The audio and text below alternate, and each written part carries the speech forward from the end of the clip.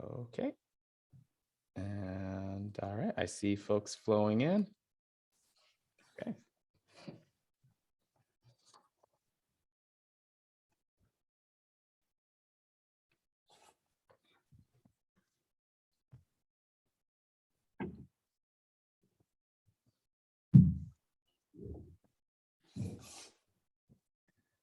Good afternoon, everyone. Thanks for joining our webinar. We will get started in a few minutes as we get folks time to get signed in.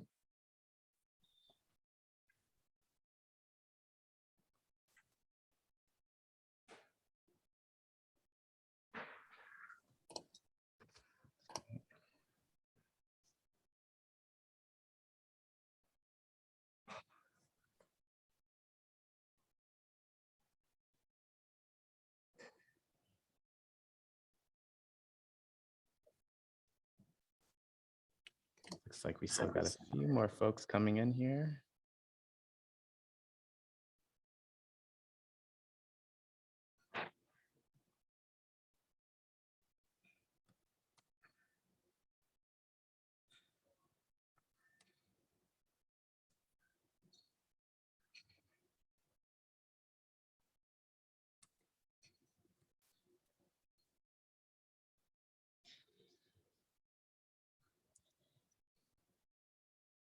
Okay.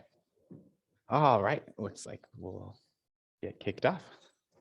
Okay. Well, good afternoon, good morning, wherever you all are across the states here. Welcome to our user Income Lab user Q&A webinar this month.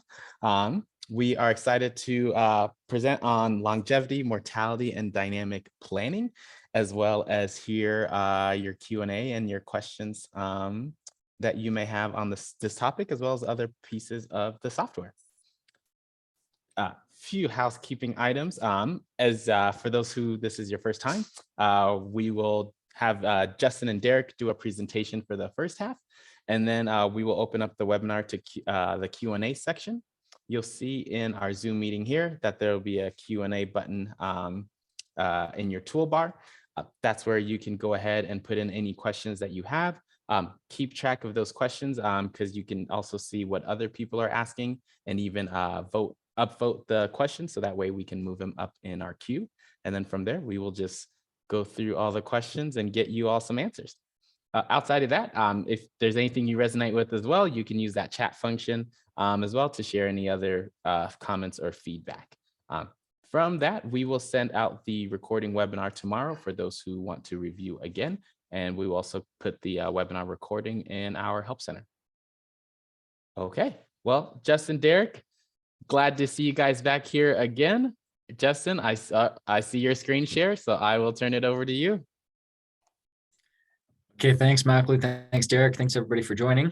Yeah, so today we thought we'd cover an area that I don't think have touched on too deeply in these webinars, which is longevity planning or dealing with mortality estimates and things when you're doing dynamic planning. So this is definitely an area where it's possible to kind of up our game as advisors, and also like take advantage of some pretty cool things about mortality planning that can really help provide better experiences and maybe lower the blood pressure again when doing retirement income planning.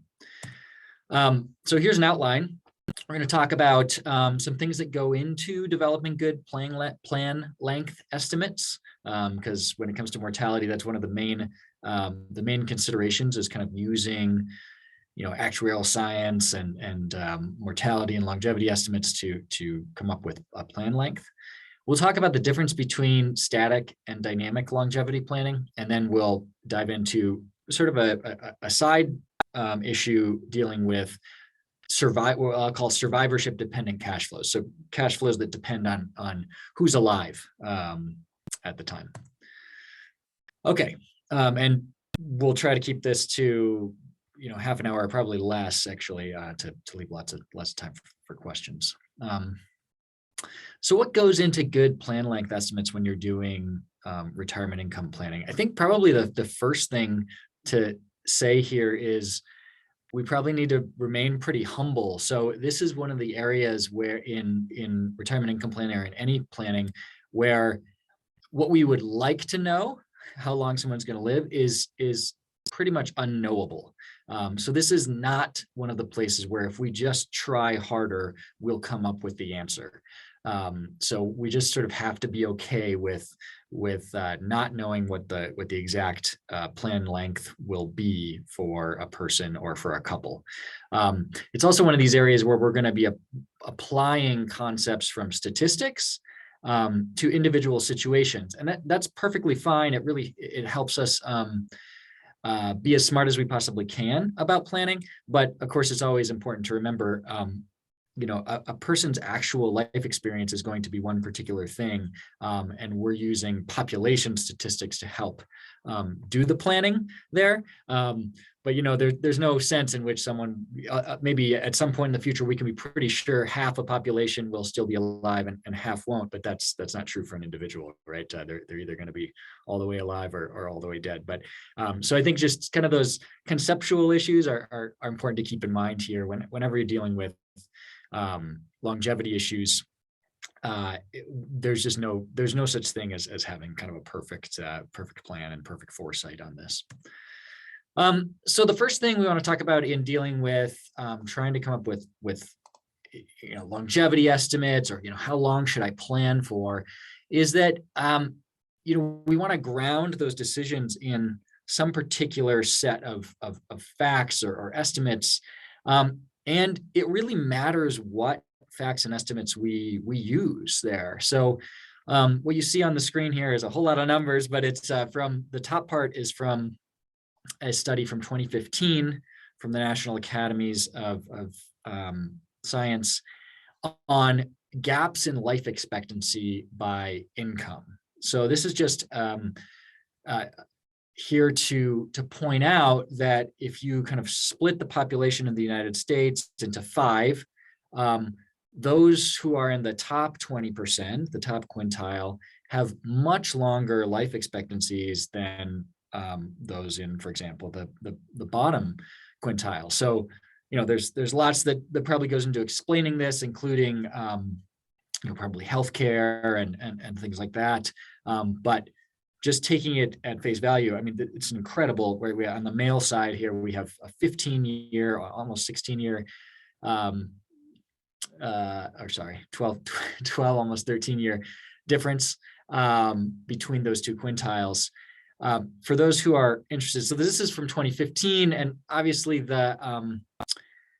some of this involves estimates of the future by the folks writing these articles, right? So it may not actually turn out to be exactly right. And then below, what I've done is pulled out some data on what sort of household income you would need to be in these groups, in these quintiles. So on the left lower side, you'll see that about $112,000 a year in household income would put you in that top 20%, and on average, that top 20% has a $200,000 household income. So you see some of these other states, and these numbers aren't from exactly the same years, right? So there's definitely some fudging here, but it's close enough to get us there. The thing to note here is that IRS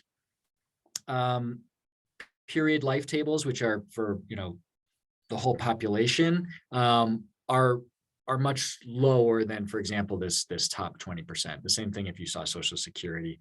So for males, IRS tables these are, by the way, life expectancy from age 50. So for IRS for males, that's almost 30 years. For females, 33 and a half years. Whereas at the top quintile here, it's closer to 40 years for both cases. So that's a pretty big deal, and we need to think about, for the clients that you're planning for, what's a reasonable comparison here. Often folks who have financial advisors will be closer to that top quintile.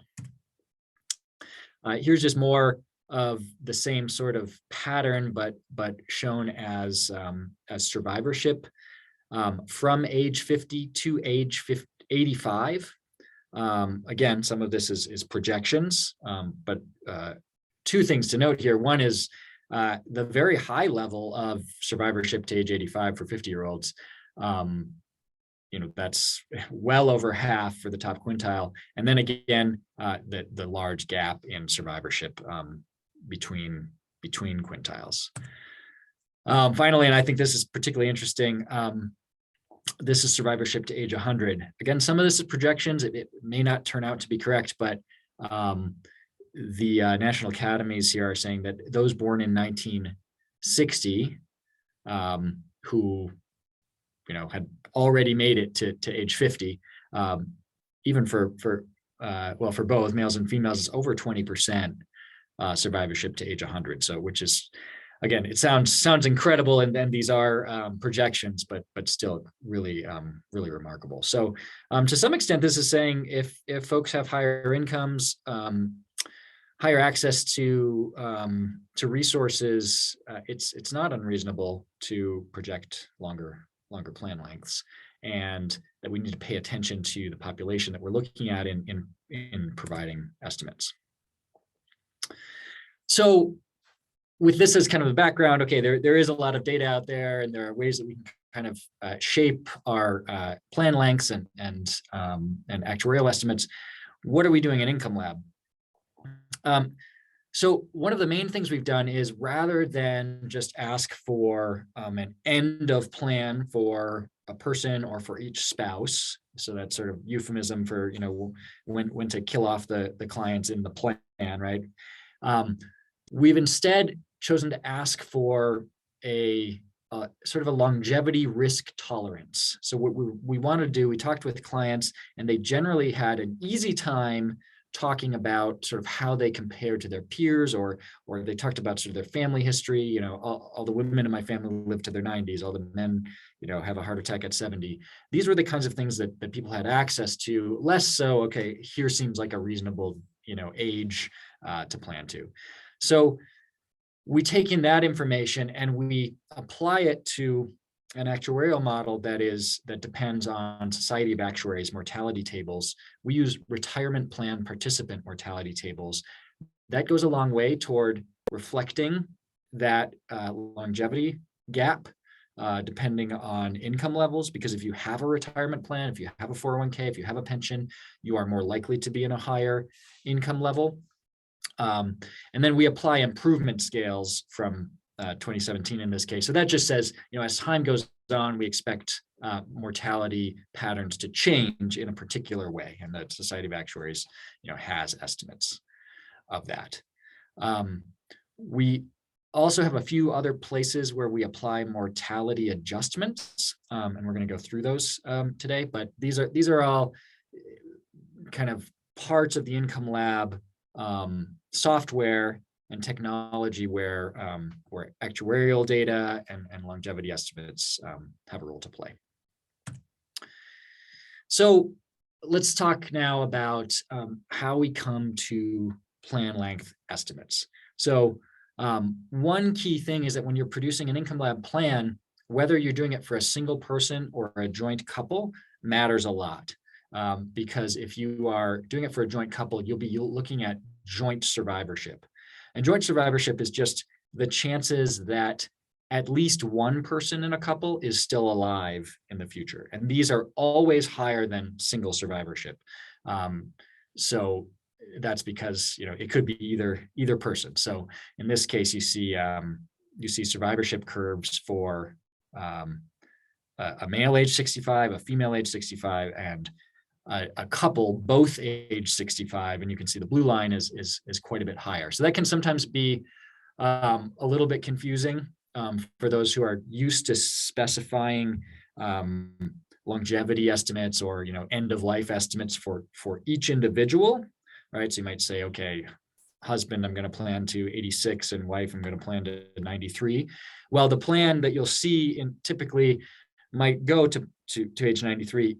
In Income Lab, in contrast, what you would see is that the plan will be longer than you would have for either person on their own in order to handle this kind of joint survivorship effect. Another thing I just mentioned that we're trying to use longevity risk tolerance, which isn't necessarily how you talk about it with clients. It's more, okay, let's get a feeling. Are you, based on family history, based on your own, lifestyle and history, your history of your health history. Maybe you exercise a lot and eat great, and don't have much history of health problems, or vice versa. Where should we put ourselves on this kind of longevity risk spectrum?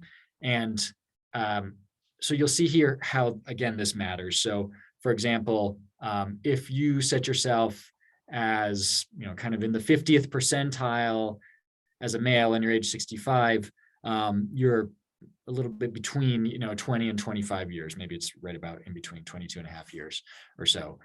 If you're joint with another 65-year-old and you want to be at the 50th percentile, you're just under 30 years, right? So this is as you move kind of the sliders in the Income Lab longevity settings, you're essentially moving along these curves, right? So what we mean by longevity risk tolerance is the chances of outliving the plan length, right? So if you want, right in the middle, hey, I want a 50% chance of being above, 50% chance of being low, you'd choose 50. It's actually, you'll see the reverse in the software itself. What I have along here is longevity percentile, but 90th percentile means 10% chance of living longer than that, right? So that's the more conservative, the longer plan length, right? And then we don't just sort of stop there and say, okay, great, we have a plan length, let's just leave it. Because Income Lab technology is dynamic, what you're doing is setting this plan on we could call it a plan length curve, a plan length glide path, right? So that as time goes on, the plan length will decrease over time, but crucially, it won't decrease, 1 year for every year you live. Every year you live, you actually extend your longevity slightly. So by choosing a longevity risk tolerance, single or joint, you are essentially saying, hey, for this plan, we're gonna ride this plan length path down over time. So that last piece has to do with dynamic longevity planning. So the difference between kind of statically establishing a plan length and then sticking with it versus returning to the plan length decision over and over again over time in order to update your estimates for things we now know. The minimum we would learn over time is that you have survived, right? So every month you survive, we learn more. So what is the difference between static and dynamic longevity planning? I've already gone over it a little bit, but if you're doing kind of static planning, typically you would specify kind of an end of retirement usually for each person. What this tends to do, and I think in a very rational way, if you're presented with the question of, hey, let's establish an end of retirement date, and it's framed as a one-time only decision, that will incentivize very high estimates. In other words, you're trying to lower the risk of overrunning the plan length estimate because it feels like you only have one chance to do so, right? So the perception of risk is higher. In dynamic planning, the way that we do it on Income Lab is because what's being kept constant is the longevity risk tolerance, unless you decide to change it, right? Maybe somebody gets a diagnosis or something and you can come in and make those changes. But if you don't, what's being kept constant is the longevity risk tolerance. And so because you're always redoing the plan length, you're never going to catch up to the initial estimate, right? So it's always getting pushed out over time. This makes less extreme risk settings viable because, again, that risk of running into them is it's just impossible. Here's an example of that. So if at age 65, joint couple age 65, I decided that I wanted to plan at kind of the median. So half that population will have at least one person living this long. I would have a plan length of 28.9 years. which means by age 94 for both of these people, we would be at 0, right? So that would be a linear plan length. But that's not a reasonable way to do things. Instead, what we do is we kind of that curve flattens out over time. And in the case of Income Lab, we have a minimum plan length of 5 years. So you're never going to have a plan that is, 1 month long or something. And that's part of kind of just a risk management piece. It's arbitrary, but reasonable. Crucially, though, this curve is built in everywhere.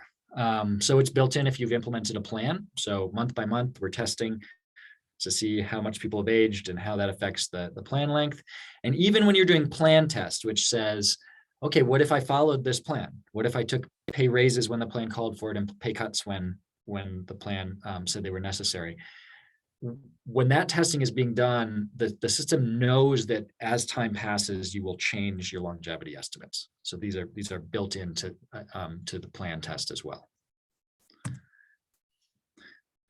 Okay, so that was a little bit about how plan lengths and longevity estimates are done in Income Lab. There's another place that's really crucial for looking at, well, 2 places where there are mortality adjustments and things that can be helpful in planning. And these are mortality adjusted cash flows. So an example of this would be if you just think of a couple, mortality adjusted cash flows only apply in the case of planning for couples. Think about Social Security. If 2 people have Social Security, they have, if they're both alive, there's a total Social Security amount. And then if either one of them passes away, there's a different Social Security amount. It's interesting with longevity dependent income that the risk associated with longer and shorter plan lengths is the reverse of what we're used to with portfolio withdrawals. So typically we might say, well, planning for a longer life it's more conservative in the case of portfolio withdrawals, right? Because we're planning for taking money out over a longer period of time, which means it will be a lower amount, all else being equal. And so that's safer, right? Taking out less is safer than taking out more. With longevity dependent income, it's actually the reverse. So if I plan for someone to be alive for a very long time, so a longer plan, in the Social Security example, for example, let's say I plan for both of them to live to age 95. Well, that could vastly overstate the amount of Social Security income that couple would actually potentially receive through age 95 for both of them, because one of them might pass away. So actually planning for shorter lifetimes is safer in the case of longevity dependent income. So this seems like a dilemma, right? Like, which way should I go? So what we do actually, in order to split the horns of this dilemma, is we will, for longevity linked income, we will actually, when doing kind of the more complex analysis, so in coming up with the proposed income, and even in the plan test, we will mortality adjust numbers where appropriate. Okay, so let's take an example from Social Security again. Let's say John and Mary have the Social Security you see on the screen for a total of $4,600 a month. And if either of them passes away, that'll go down to $2,800. So you can see if I plan for both of them to live to age 95, I'm going to assume there's $4,600 a month. That could be really overstating things. In fact, this is a little bit, I don't know if it's totally clear in the table, but if we don't apply mortality adjustments, we could have a proposed income. This is if they also have a $1 million portfolio, a proposed income of over $9,500 a month at what we call, in the Income Lab technology, is called a moderate income risk level. It's a 20% chance that you'll have to reduce income. If I model that as in mortality adjusted, so I discount these cash flows saying, hey, it's entirely possible not both of these people will be alive for the entire plan. The risk level of that income is actually 50. So it's an even split. 50% chance they would have to reduce income, 50% chance they wouldn't. So quite a difference, 20 to 50. If I apply mortality adjustments to this Social Security, my proposed income goes down from 95.19 to 88.68 at the same risk level. Okay, so basically what doing mortality adjustments does is it trims back proposed income to account for the fact that we can't depend on all of this income being with us for the entire plan. The way that we do this is by applying survivorship probabilities to each of these possible income streams. So on the left, you'll see the chances that both John and Mary are alive at any point in the future is the blue line. And the chances that only John or only Mary are alive are the red and green lines respectively. And you can see over time the chances that one of these spouses is a widow or widower rises, and the chances that the couple are they're still both alive goes down. And when we combine that with the amounts of money that Social Security would provide in each of those cases, we get all of the future kind of mortality adjusted Social Security levels. So this, I'll go back to the point that, nobody's going to be, 20% alive or anything like that. These are just, statistical adjustments we can make to try to make our advice more realistic and adjust for mortality risk in that more realistic way. Another place that you'll see mortality adjustments in place is in what we call survivor income ratios. So you'll find this in the main plan dashboard under cash flows and the income sourcing tab. And this is just trying to express how much of the current proposed income would still be available if one of the spouses were not in the plan from today, right? It's just saying, something terrible happens tomorrow, how would everything be adjusted? The way that this is calculated is we'll adjust everything for the survivorship linked cash flows. So if, let's say, somebody has, a single life pension, okay, well, if they pass away, that'll be dropped out of the plan completely. We'll adjust Social Security in a way similar to what you just saw. We'll also adjust from joint to single longevity estimates. So we'll keep the settings in terms of longevity risk tolerance, but adjust down, right? So when one person dies, the plan length will always go down, right? And that actually makes up a bit for lost income potentially. So for example, here between Mary and John, they're losing 14 or 15% of their income if one of them were to pass away. And you can use that you can compare that to estimates of how expenses might change if one spouse were to pass away. In this case, a 14 or 15% reduction is probably within tolerance for a lot of couples, but that just depends on the situation. Okay, so that's kind of all of the prepared content here, but happy to open it up for Derek. We have thoughts on longevity and plan length planning, and then we can take some questions.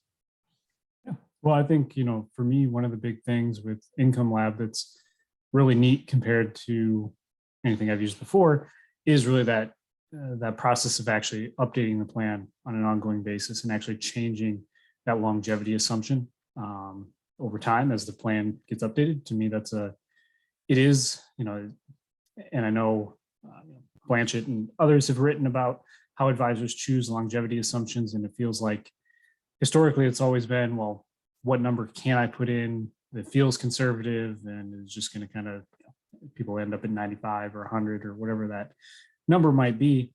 But to actually be able to dynamically update a plan, keep the guardrails on track, have all of that flowing through, to me is just so much more powerful. And so that's really been something that is a real improvement and changes the way I think kind of about how to do that, and being able to easily just that longevity risk tolerance for a client that feels more inclined to, they do have longevity, or for somebody that has health concerns or otherwise. To me, that's just been a real, it is something that you have to be prepared for to communicate, because a common question you get from a client is, what's the assumption here? And in some ways that's easier when you're always using 95. You just know that the answer is 95. But, the response that I've received from clients from saying something like, well, just using kind of based on your health and general thoughts there, using whatever that expectation is, and using actuarial tables and updating that over time is a better way to keep your plan on track. I've never had anybody that disagrees with that. And honestly, I've probably, in my own experience, I've had clients push back in almost more in the direction of, oh, well, I'm never going to live that long. And I have less of that conversation when I tell them we're just using actuarial tables based on their current age.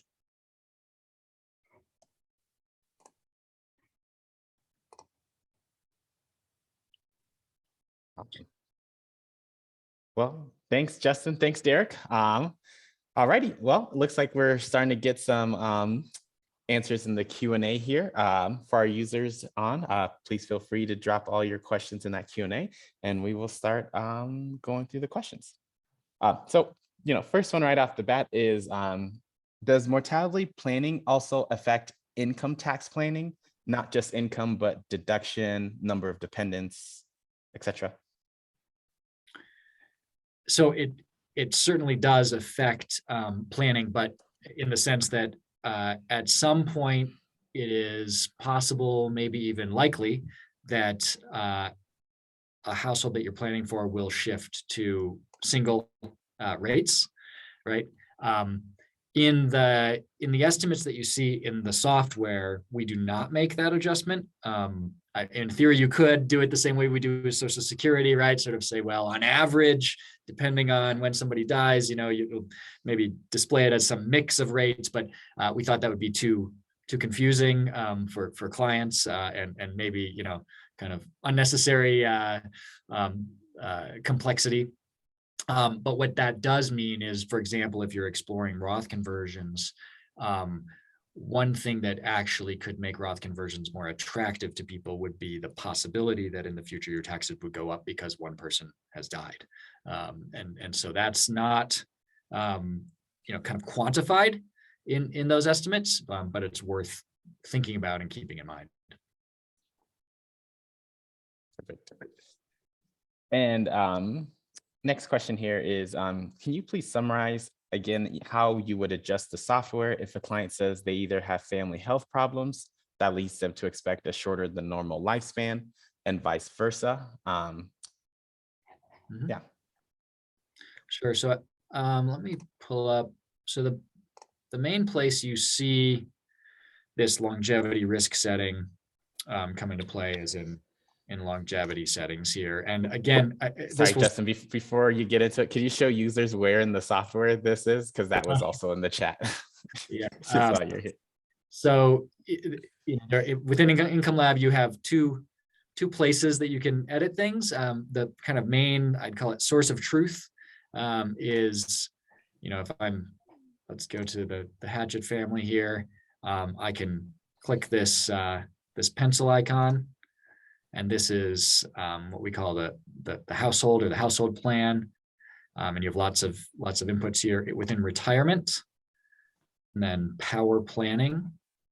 You have these two sliders. The same exact slider is there if you are dealing with what we call an income scenario. So we have the ability to do A/B testing, so you can create as many scenarios as you want. This would actually be an interesting thing to explore with scenarios, right? Longer or shorter longevity planning, but you'll see the same thing if you go to the pencil icon inside of one of these scenarios. Go to power planning. So when you move these, again, what can be a little jarring for people is when it's joint, you're developing a joint plan length, right? So that they could seem quite long, and we did see some reason to think that's reasonable.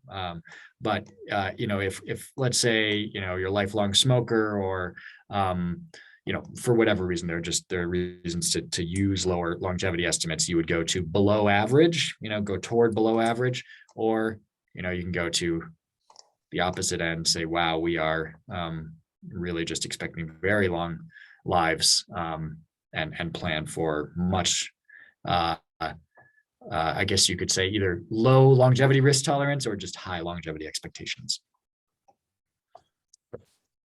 And Justin, maybe while we're here, this next question is, so sometimes this user runs across longevity outputs that are difficult to explain.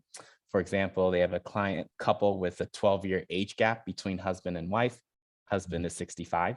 And at an above average setting, the software will show the husband living to 103, for example, and the wife living to 91. Yeah. Can you help the users, how do they explain this output, especially when, males statistically don't live longer than females? Yeah. So again, this is because the plan length you're trying to produce here is a joint plan length. So it is crucially not saying that it actually expects let's say the male was older in this case, that it actually expects the male to live to 101. It's saying that if he did, it would be 101 if he made it to the end of that plan length. So if you have ideas on how to better present that so that it's not confusing to clients, we would certainly love to hear them, because I agree that could be a little bit jarring.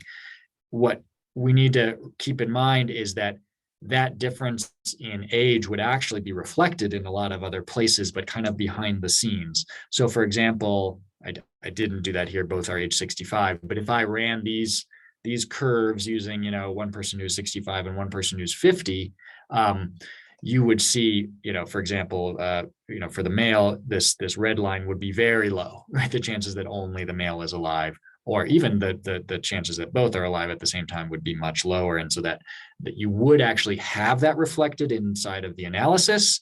But for that one place where it says, okay, your joint plan length is 28 years or something, it's just going to add 28 to the male's current age. Perfect. And let's see. Any other questions? We'll give it a few minutes to let some more come in. Here's maybe some feedback on that, Justin. So perhaps displaying the example curve display along with that joint life expectancy in the software could be helpful there. It's a good idea. I mean, I love graphs, so.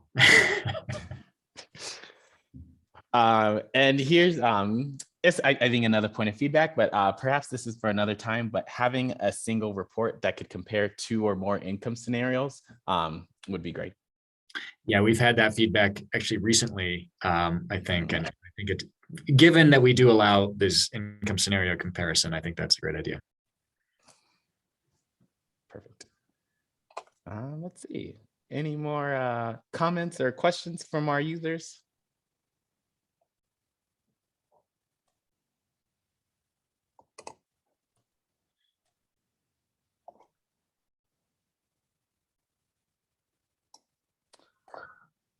And I guess, Derek, maybe this is just one for me as I'm speaking with users. As you're kind of speaking to clients about the longevity kind of change, going from this, previous static world to more of this dynamic world, are you seeing any gaps in kind of your clients being able to understand that shift, or just, what's kind of the experiences you're helping people kind of shift to that mentality? No, I'd say it hasn't been a large focal point for me, just in terms of my typical plan presentation. Gotcha. Don't spend a lot of time on the longevity assumption, and maybe I should have more conversation around that. But for me, so I just haven't necessarily encountered it a lot. It's mostly been, more just a quick. In the past we used 95 as a static assumption. Now we're going to dynamically kind of update your age as the plan goes to keep your guardrails on track. And I haven't had anybody push back. Now, gotcha. Do they have a really in-depth understanding of exactly what that means and how those change over time and all of that? I actually kind of doubt it, but that to me, that's the trade-off between what do we communicate as advisors and what do we actually need to be showing the client. Really, I go to the doctor and the doctor has all sorts of fancy, sophisticated tests that they're doing. They know all sorts of things behind the scenes. But at the end of the day, I don't need to know that. I don't need to see that. I just need to know, what actions I need to take. And for me, bringing that back to the income, that's part of why I focus so much more. The conversation there is, here's where you need to adjust your income up or down based on where we're at. And here's your guardrails. And that's really where I'm trying to keep the conversation focused. And then, of course, being able to communicate intelligently about what's underlying that, if we need to go there. But I don't tend to jump to that, if that makes any sense. Yep, that makes sense. I appreciate it. For the person who suggested, maybe adding a little bit more detail around survivorship and so on, of the visuals you've seen here, are there any that seem particularly insightful or useful? For example, the survivorship probability graph you see here on the lower left, or maybe something like,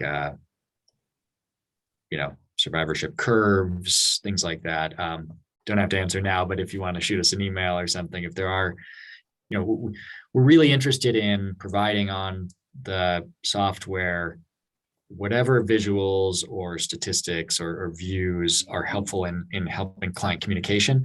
And that's why I said, you're right. When you have an age gap, it can be a little jarring for someone. You're saying, well, why does he get to live to 105, right? So anything we can do to kind of make that an easier conversation. We really want to avoid bringing up, kind of distracting elements. So if there are anything you've seen in this presentation that you think would be useful in your client communication, let us know. Perfect. And this is another comment that just came in. Not on this, but they said they really like using the household view in beta right now. So for our users, if you haven't seen our household view beta feature, please check it out and definitely give us feedback on that as well. And then the comment here is they'd love to be able to incorporate the plan scenarios too on the household view as well. That's some cool feedback we can look into. And let's see, any other questions? And I guess for me, if we don't have any other specific questions on this, I know, our team always thinking about kind of future topics or kind of different things we can do. So if anyone has any kind of comments or topics they'd love to see us cover in the future, please, drop that in the chat as well. So that way we can have reference that as a team when we start thinking about future webinar topics. Oh, and we did have a question come in. Let's see. Would love to be able to put in order the accounts.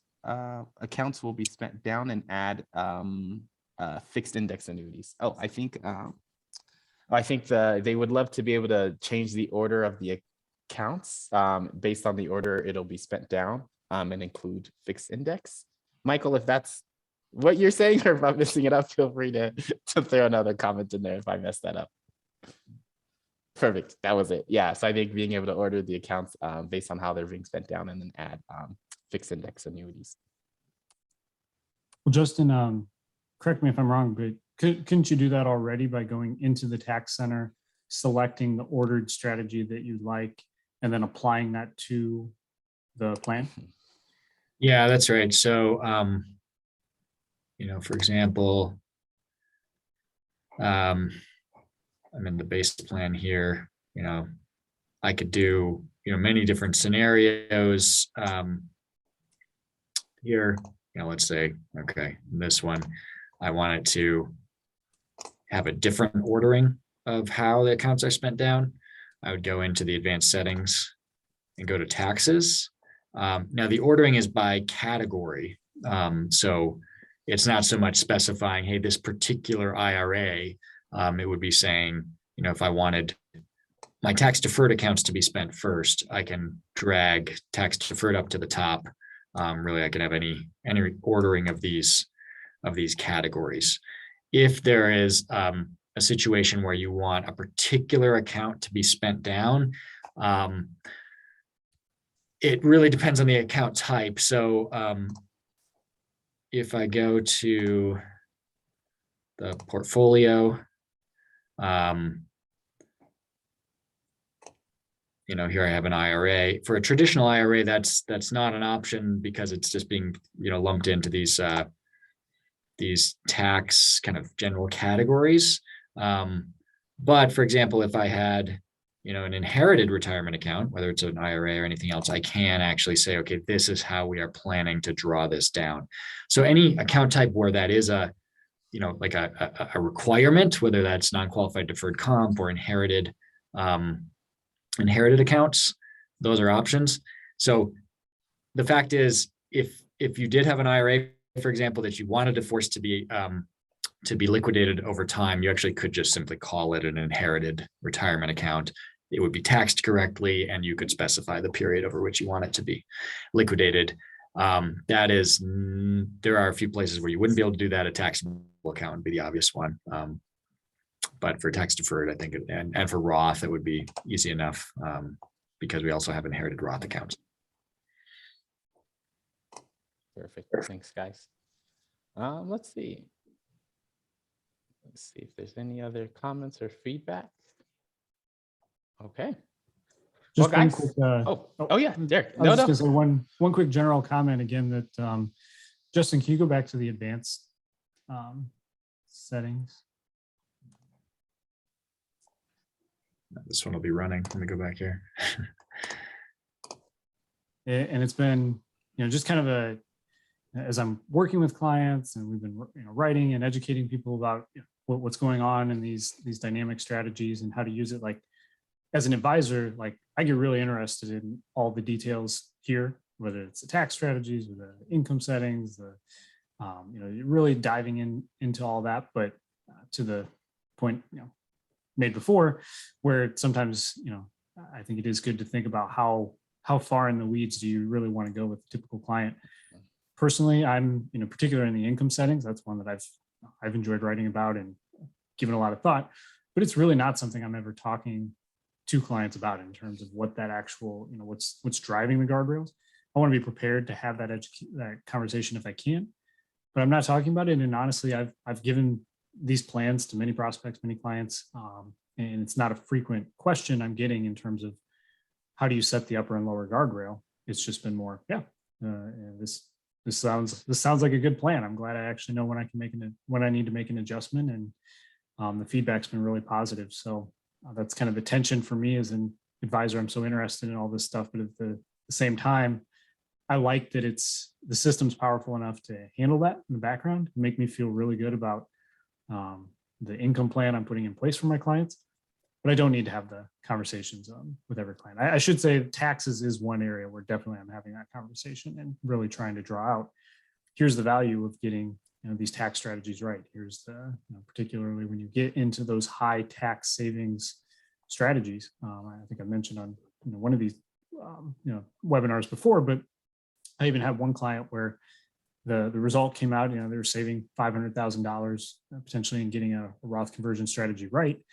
And they turned around, I'm just presenting the information, and they turned around and said, wow, that would more than pay your fee for us working with you, through all of a retirement. And, they saw the value, and I didn't have to push it from a sales standpoint, but, it's making that tangible, and they became a client. And I think, that tax planning piece of what I'm going to be doing for them is a big part of that. So taxes are one area I am talking about, but the others, as much as I love them as an advisor, I'm just happy that it's there and automated and working for me in the background without me needing to do that. So just thought I'd share one last comment kind of on how much I enjoy the longevity assumptions, but also not really talking about them. Awesome. Thanks, Derek. All right. Well, guys, thank you again. I know I appreciate it, and our users always give us feedback when we're meeting with them over Zoom, how much they appreciate these. So, just want to say thanks for putting in the time to kind of dedicate to helping us all be better. For our users, if you have follow-up questions, feel free to reach out to your account manager or to our info box, and we are more than happy to set up any Zoom meetings to review specific plans or just help answer your questions. And as always, be on the lookout for our invites for next month's webinars. Thanks, everybody. All right. Thanks, everyone. Have a great day, everyone. Take care, Derek.